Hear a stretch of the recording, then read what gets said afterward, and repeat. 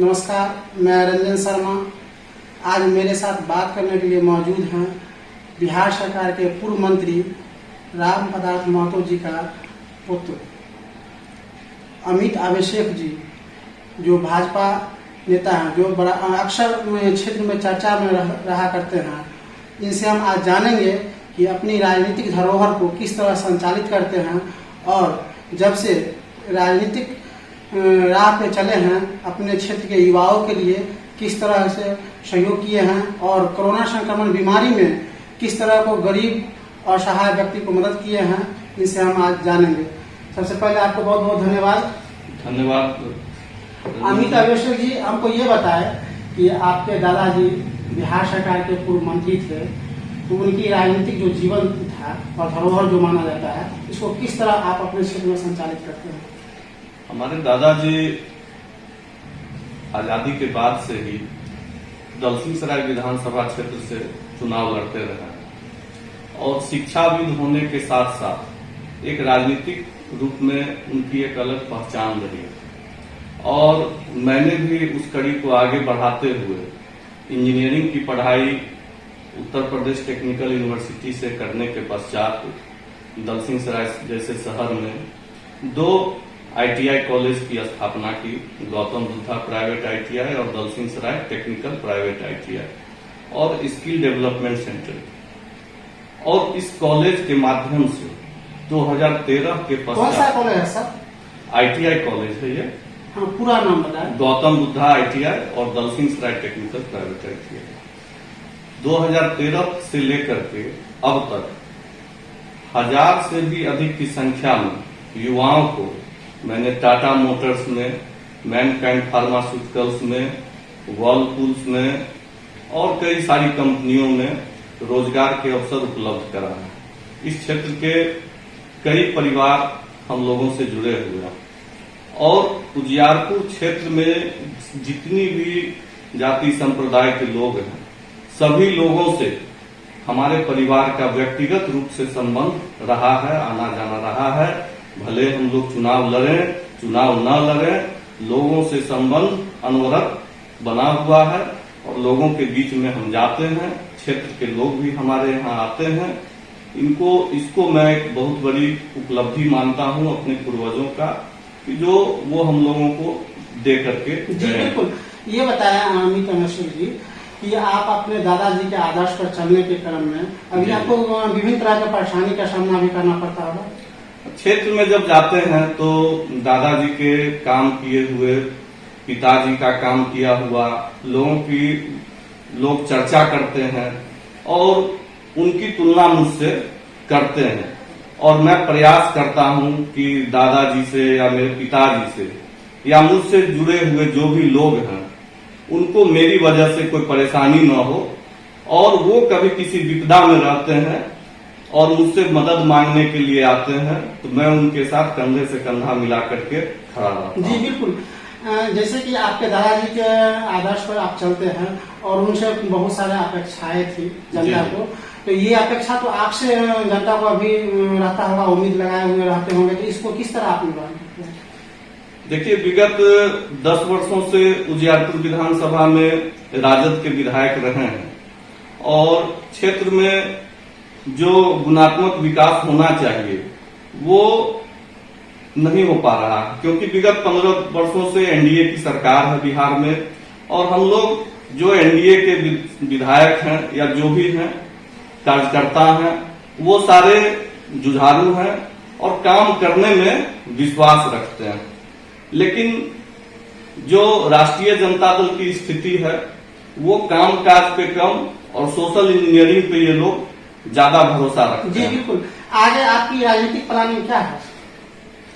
जनता की उम्मीद है कि मैं उजियारपुर विधानसभा क्षेत्र से भारतीय जनता पार्टी से चुनाव लड़ूं और जो उजियारपुर का गौरव है उसको बिहार के शिखर पे ले जाऊं। जी बिल्कुल।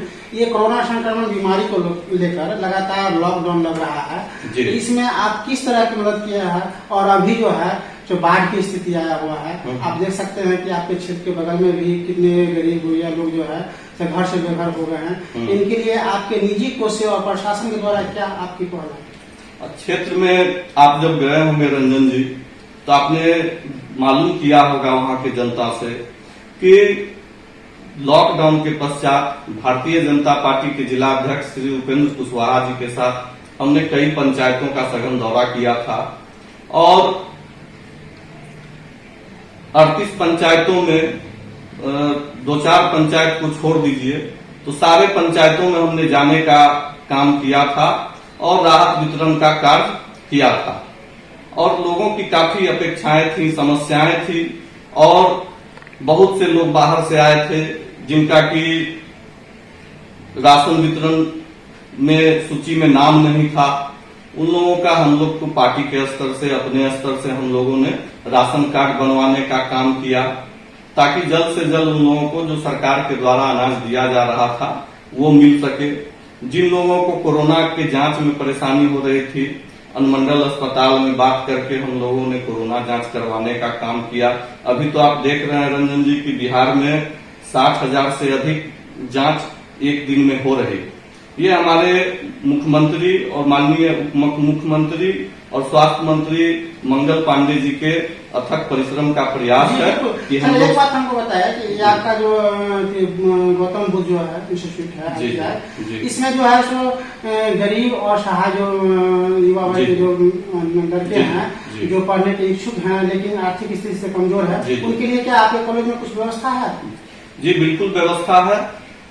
सबसे पहले मैं आपको बता दूं कि बिहार सरकार प्रतिवर्ष 12,000 रुपए की छात्रवृत्ति जो है वो ओबीसी छात्रों को, दलित छात्रों को, आदिवासी छात्रों को, मुस्लिम समाज के बच्चों को छात्रवृत्ति के रूप में देती है।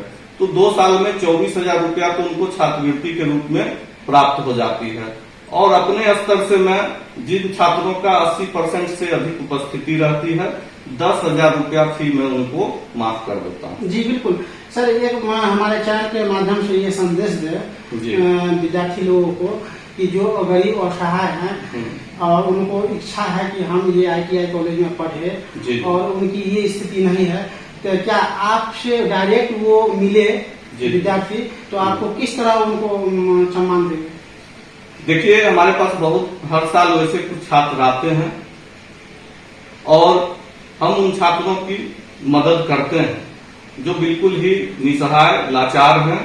हर साल हम 2-4 छात्र ऐसे हैं जिनको कि निःशुल्क पढ़ाने का कार्य करते हैं और हमारे यहाँ स्किल डेवलपमेंट सेंटर भी चलता है कंप्यूटर कुशल युवा कार्यक्रम का।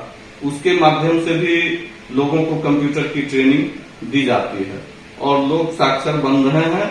सरकार अच्छा काम कर रही है एनडीए की बिहार में और जितने भी युवा हैं वो एनडीए सरकार के प्रति आकर्षित हैं। जब भी हम क्षेत्र में जाते हैं तो युवाओं की फौज समझ लीजिए हम लोगों के साथ जुड़ने के लिए बेताब रहती है।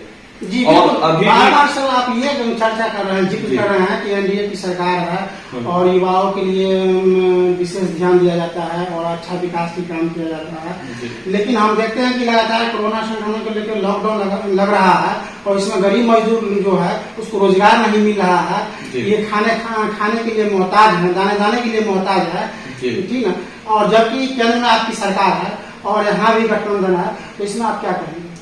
देखिए जो मजदूर हैं उनके लिए सरकार ने पंचायत स्तर पर मनरेगा के थ्रू बहुत सारे कार्यक्रम को शुरुआत किया ताकि उनको पंचायत में ही कम से कम महीने में कुछ रोजगार उनको मिल जाए और उनका जीवन यापन चल जाए। जी और लेकिन ये मनरेगा से सिर्फ ये रोजगार तो दूर, बेरोजगारी दूर नहीं हो सकती है क्योंकि अप्रवासी मजदूर इस लॉकडाउन में बहुत आ चुके हैं, इसलिए दूर नहीं हो सकती है। देखिए अप्रवासी मजदूर आए भी थे और 3 महीने तक के लिए सरकार ने उनको राशन पानी, क्वारंटाइन सेंटर में खाने पीने की सारी व्यवस्थाएं की थी। जी और लॉकडाउन जो लगा हुआ है, लॉकडाउन तो खास कर समस्तीपुर में अभी जो लॉकडाउन जो लगा है, ये अभी जो लॉकडाउन है इसमें तो पता ही नहीं चलता है कि लॉकडाउन है, बावजूद जो है शिक्षा संस्थान जो है वो जो है बंद करा दिया गया है। बच्चों लोगों को पढ़ाई जो है, स्टडी जो है सो एकदम अंधेरा में ही जा रहा है ठीक है। तो सरकार को इसमें चाहिए कि जितने भी शिक्षा संस्थान है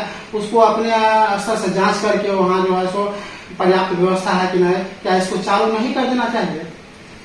देखिए, एक स्वस्थ व्यक्ति अपने परिवार को देखभाल कर सकता है और एक परिवार समाज को देखभाल कर सकता है और एक समाज पूरे राष्ट्र के स्वास्थ्य को देखभाल कर सकता है।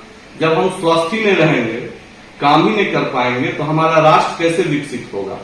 और एक स्कूल कॉलेज में सैकड़ों की संख्या में छात्र पढ़ते हैं, कई स्कूलों में हजारों की संख्या में छात्र पढ़ते हैं और इस कोरोना महामारी में संक्रमण फैलने की संभावना हजारों लोगों के बीच हो जाती है।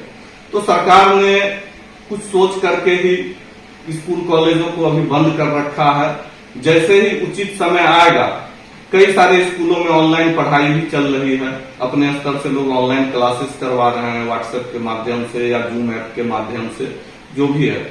जैसे ही उचित समय आएगा, मुझे लगता है कि सरकार तुरंत निर्णय लेगी और स्कूल कॉलेज को सुचारू रूप से